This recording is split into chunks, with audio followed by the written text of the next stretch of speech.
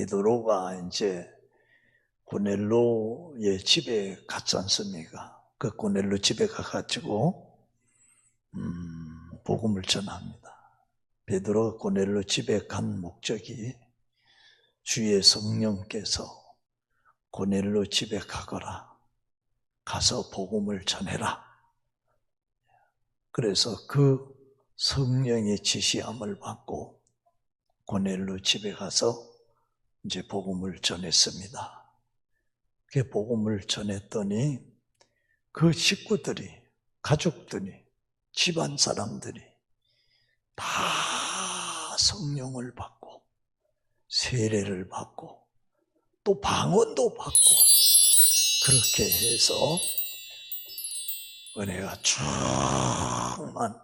충만했다고 하는 이 내용의 말씀인데, 이 내용의 말씀을 사도 바울이 이제 성령을 받게 되고 세례를 주고 그 고넬로 가정에 은혜가 충만하고 성령이 충만하고 이렇게 성령의 역사가 일어나서 이방 사람도 예수 믿고 구원받는 문이 열렸다고 하는 것을, 이 내용을 자기가 이제 예루살렘으로 돌아가서 예루살렘 교회에서 간증을 하는 거예요. 쉽게 표현하면 간증을 하는 거예요.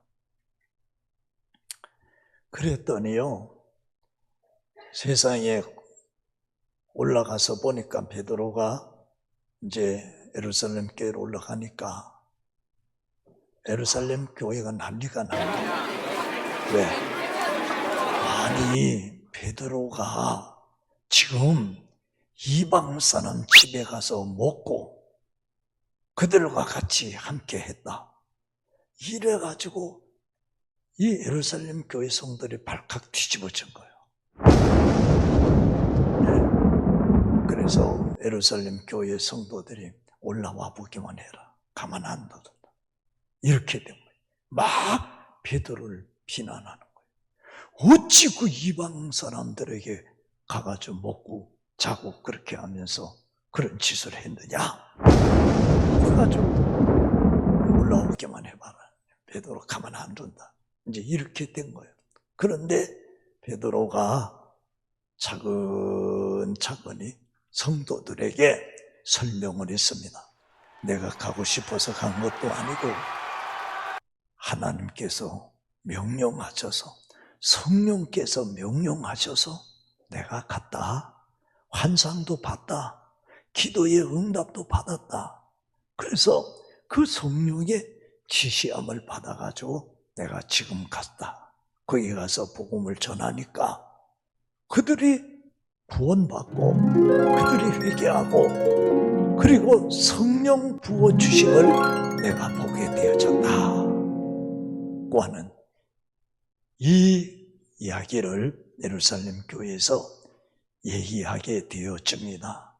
그랬을 때에 예루살렘 교회가 처음에는 막 비난을 하고 책임을 물으려고 했는데, 나중에 예루살렘 교회 성도들도 이방 사람들이 예수 믿고 구원받는 길이 있구나 하는 것을 깨달았다고 하는 것이 오늘 읽은 본문에 있는 내용의 말씀입니다. 우리가 이 말씀을 보면서 우리 주시는 하나님의 놀라운 말씀이 있는데 16절에 있는 말씀입니다. 신앙의 지식은 체험을 통해서 온전해진다. 하나님의 지식은 체험을 통해서 온전해진다는 거예요. 이 하나님의 은혜를 체험해서 신앙의 지식이 온전해진다고 하는 사실을 말해줍니다. 16절에 베드로는 대단히 중요한 말을 합니다. 그게 무슨 얘기냐면은 예수님께서 약속하신 성령을 고넬로의 가문에 부어주셨다. 그 약속하신 성령을 우리에게만 부어주신 것이 아니고 예루살렘에 모여있는 우리에게만 부어주신 게 아니고 고넬료의 가정에도 그렇게 부어주셨다. 그 예수님이 약속하신 그 성령을 고넬료의 가정에 부어주셨다고 하는 것을 증명해 주고 있습니다.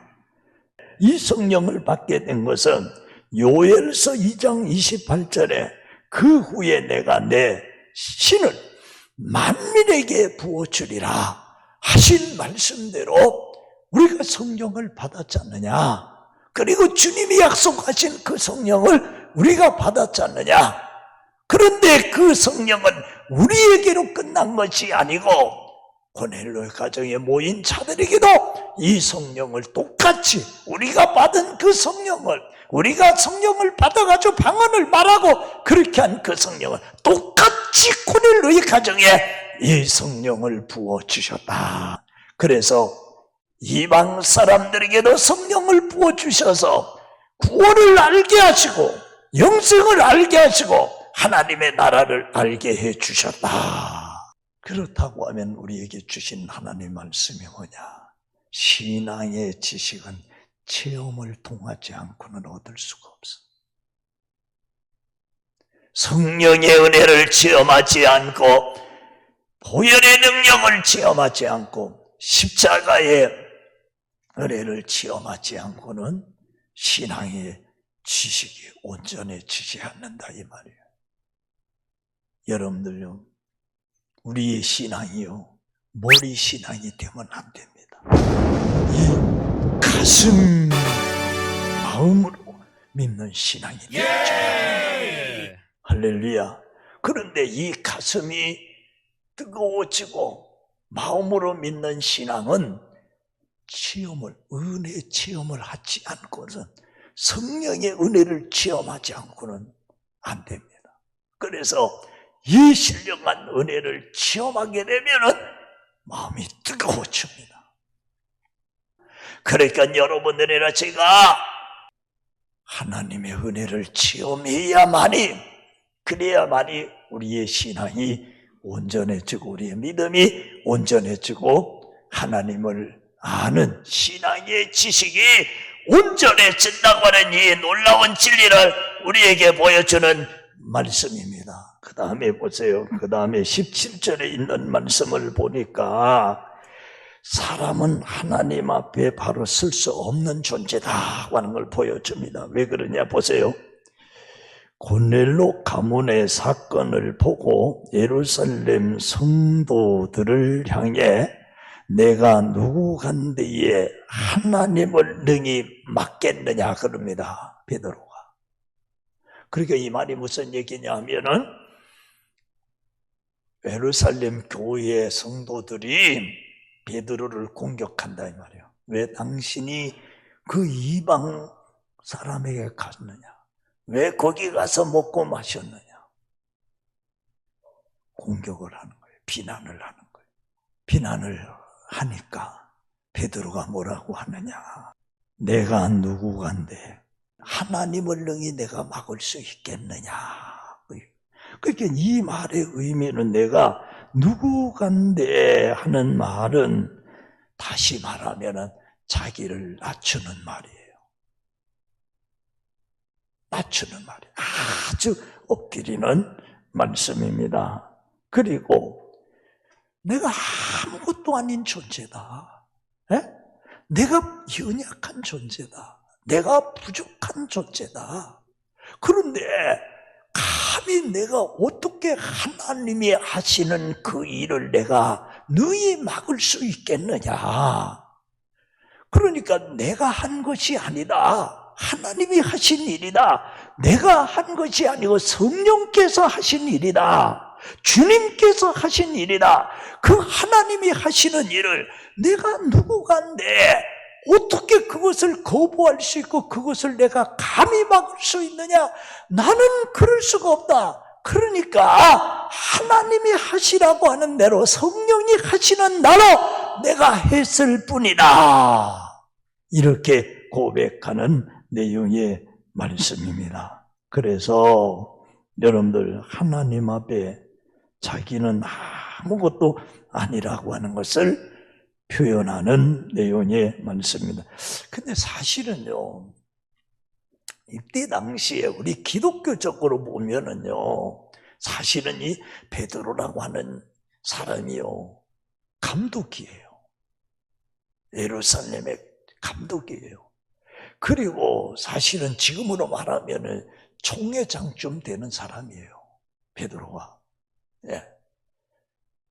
그런 사람이에요. 실제적으로 사실은 그런 분이에요. 그런데 우리가 지금 감독이라고 합시다. 지금 총회장이라고 합시다. 그럼 베드로를 능가할 수 있어요? 예? 베드로를 능가 못합니다. 그러니까 베드로라고 하는 사람은 사실은요, 하나님의 절대적인 주권에 의해서, 복음의 능력에 의해서 어마어마한 하나님의 권위와 하나님의 능력과 복음의 권위와 복음의 능력과 그리고 예수 그리스도의 십자가의 그 고난과 그리고 그 부활의 권능과 성령의 불같은 권위와 예수 그리스도의 절대적인 권위를 가진 자가 베드로입니다. 그런데 보십시오. 사람이요, 학벌로 하나님 앞에 온전해질 수 있느냐? 명예로 온전해질 수 있느냐? 어떤 물질로 하나님 앞에 온전해질 수 있느냐? 아무도 쓸 수가 없습니다. 복음 앞에 쓸 수 있는 사람은 누구냐? 예수를 만난 사람입니다. 주님을 만난 사람입니다. 나 같은 죄인을 위해서 십자가의 피를 흘리시고 죽으시고 부활하신 그 부활의 주님을 만난 분입니다. 다시 말하면 오순절 마가다락방에 성령을 부어주셔서 성령을 받았던 것처럼 하나님의 신령한 은혜와 능력을 체험하고 그 성령을 받은 자만이 하나님 앞에, 주님 앞에 쓸 수 있다고 하는 이 엄청난 진리를 말씀합니다. 비록 내가 죄인이고 허물이 많고 아무런 쓸모없는 사람이라 할지라도 주님을 만난 사람, 성령의 은혜를 만난 사람, 성령의 권능을 받은 사람, 하나님 앞에 쓸 수 있다고 하는 이 엄청난 놀라운 진리를 말씀해 주고 있습니다. 할렐루야. 그러므로 사랑하는 성도 여러분, 저는 하나님 앞에 내가 예배 드리는 것 내 의로 하나님이 받으시는 거 아니에요. 내가 기도하는 건 내가 기도를 잘하니까 하나님이 받으시는 거 아니에요. 예수의 이름으로 받는 거예요. 내가 하나님 앞에 예배 드리는 거요, 하나님의 받으시는 그 예배가 내 이름으로 받는 것이 아니라 예수 그리스도의 십자가에 죽으신과 그 부활의 권능으로 주님이 우리의 예배를 받으시고 하나님이 영광을 받으시고 하나님이 은혜를 베푸신다고 하는 사실을 여러분들 믿으시기를 축복하며, 그러니까 날마다 주여 할 수밖에 없고 하나님 앞에 고백할 수밖에 없고 하나님 앞에 찬송할 수밖에 없고 주여 하고 하나님 앞에 기도할 수밖에 없다고 하는 이 놀라운 진리를 말씀해 주고 있다 그 말이에요. 그러니까 보십시오. 고넬로의 가정, 그 이방 사람들입니다. 가족들입니다. 식구들입니다. 그리고 고넬로와 관계된 모든 사람들입니다. 이 사람들이 하나님 앞에 어떻게 쓸 수 있느냐? 쓸 수 없지요. 그런데 그들에게 하나님이 성령을 부어주셔서 하나님이 쓰게 하셨다, 하나님이 구원해 주셨다고 하는 진리를 증거하게 되어집니다. 그 다음에 18절에 있는 말씀을 보면은 우리 예수 그리스도를 믿는 성도는 이 고정관념을 버려야 합니다. 편견을 버려야 합니다. 제가 보니까요, 예수 믿는 사람이든 안 믿는 사람이든 간에 이 고정관념, 편견요, 이게요 안 무너지더라고요. 여러분들 보세요. 우리나라 지금요 고정관념, 편견요 너무 대립되고 있어요. 이게요 극치를 달리고 있습니다. 지금요. 잘못하면 인생을 망치고 잘못하면 가족을 망치고 잘못하면 민족을 망칩니다. 이 편견, 이 고정관념. 나는 서울에 진학 공부를 하러 와가지고 도무지 이해할 수 없는 이 것들이 신문, 방송 막 위대한 사람들의 정치인들, 지도자들이 얘기를 하더라고. 그런데 그게 뭐야? 경상도냐 전라도냐. 도대체 내가 이게 뭔 말인가? 도대체 이게 뭔 말인가? 예? 하여튼 이 고정관념과 이 편견이요, 편견의 담이요. 제가 70년도 중반에 서울에 올라왔는데 보세요. 예? 지금까지요, 가면 갈수록 더 극치를 달리고 있습니다. 지금 얼마나 무서운지 모릅니다, 여러분들요. 어떻게 하다가 이렇게 되어졌는가? 왜 이렇게 되어졌는가? 18절에 보세요. 예루살렘 교회 성도들이 베드로를 비난하는 말이 그치지 않습니다. 고넬로의 가문의 성령 강림과 구원을 설명해도 비난이 멈추지 않습니다. 자신들의 생각을 바꾸지 않습니다. 고넬로의 가정에 성령 강림은 있을 수 없는 일이라고 고집을 부립니다. 사람이 하나님의 거룩한 뜻을 발견할 때 비로소 생각을 바꿀 수 있습니다. 예수님을 만나지 않고 성령을 받지 않은 사람들은 이 고정관념, 편견, 이 잘못된 사고방식, 잘못된 선지식 이거요 안 깨집니다. 깨지지 않습니다. 베드로의 설명을 듣고 생각을 바꿀 때에 이방인의 구원을 인정하게 되어주는 거예요. 아, 이방 사람도 구원 받는구나. 아, 이방 사람도 성령 받는구나. 베드로가 증거하는 그 복음을 듣고 거룩한 하나님의 뜻을 깨달았을 때에 비로소 그들이 생각을 사람이 편견과 고정관념을 버리지 않고 고집하면은 위험에 빠집니다. 누구든지 마찬가지입니다. 위험에 빠집니다. 그래서 우리가 생각의 유연성을 좀 가져야 합니다. 그런데 이 생각에 유연성이 없어요. 고정관념을 갖게 되면은요, 편견에 사로잡히고 이 고정관념에 사로잡히면은 생각을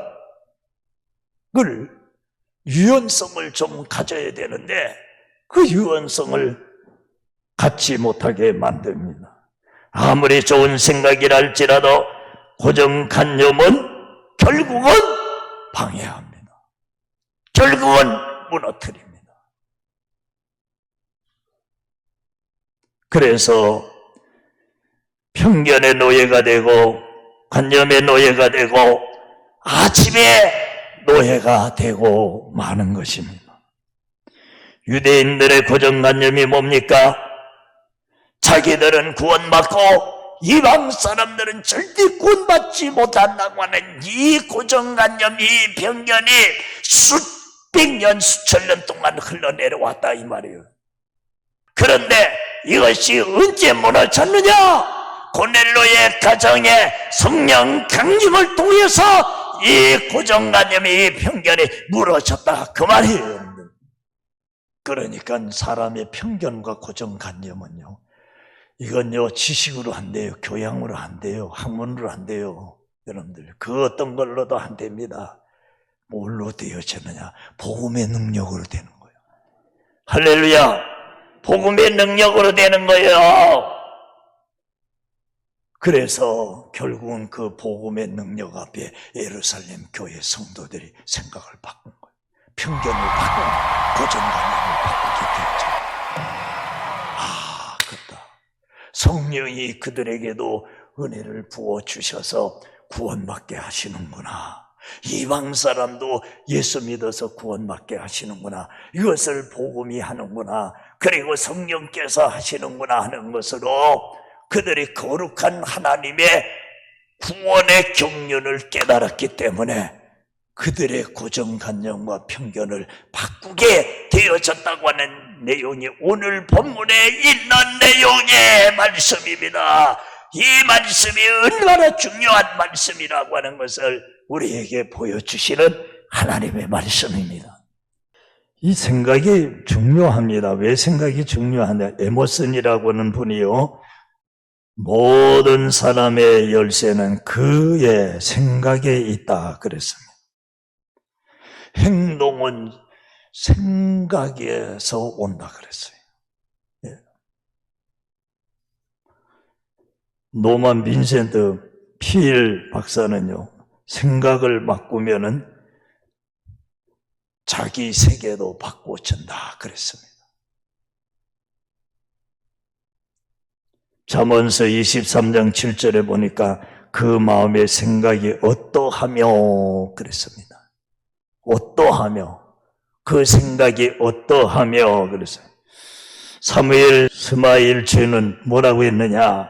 생각을 심으면 행동을 거두고, 행동을 심으면 습관을 거두고, 습관을 심으면 성격을 거두고, 성격을 심으면 신의를 받아들인다 그랬어요. 그러니까 이 말이 무슨 말, 쉽게 얘기하면은 여러분들 생각이 바뀌어져야 된다는 거예요. 무슨 생각? 잘못된 생각, 고정관념, 잘못된 편견 바뀌어져야 된다는 거예요. 그래야 새로운 세계를 볼 수 있다는 거예요. 여러분들 예수 그리스도를 믿는 성도가 고정관념에 사로잡히고 편견에 사로잡히면 자기 세계를 보지 못한다. 그 이상의 세계를 보지 못한다는 거예요. 여러분들 복음의 능력으로, 십자가의 능력으로, 부활의 능력으로 고정관념과 편견에 사로잡혀 있는 유대인들의 그 편견과 그 고정관념을 복음의 능력으로 깨트려서 결국은 이방 사람도 예수 믿고 구원받게 되어진다고 하는 것을 알게 만들어 주셔서, 그래서 오늘날 세계가 예수 그리스도의 그 은혜로 말미암아 참된 평화를 얻게 되어지고, 전 세계가 누구나 예수 그리스도를 영접해서 믿고 구원받게 되어졌다고 하는 이 엄청난 놀라운 진리가, 이 은혜가 어디에서 이루어졌느냐? 이방 사람인 고넬로의 가문에서 이루어졌다 이 말이에요. 이 엄청난 사건 앞에 여러분들요, 우리가 감사해야 되고 감격해야 되고 우리가 고마워해야 되고, 그리고 우리에게 성령을 부어주셔서 우리의 생각과 우리의 마음을 변화시켜 새롭게 만들어주시는 이 복음의 능력으로 나도 달라져야 될 거 아니겠어요? 편견에서 벗어나야 될 거 아니냐 이 말이에요. 고정관념에서 벗어나야 될 거 아니냐 그 말이에요. 그래서 여러분들 하나님께 영광 돌리고 감사하고 하나님의 세계를 보고 위대한 세계를 보고 구원을 보는 이 놀라운 은혜와 축복의 역사가 우리 교회를 통해서, 우리 성도들을 통해서 이루어져야 될 줄로 믿습니다. 변화되어지기를 바랍니다. 새로워지기를 바랍니다. 새로운 하나님의 세계를 볼 수 있는 우리 교회와 성도들이 다 되시기를 주의 이름으로 축복합니다.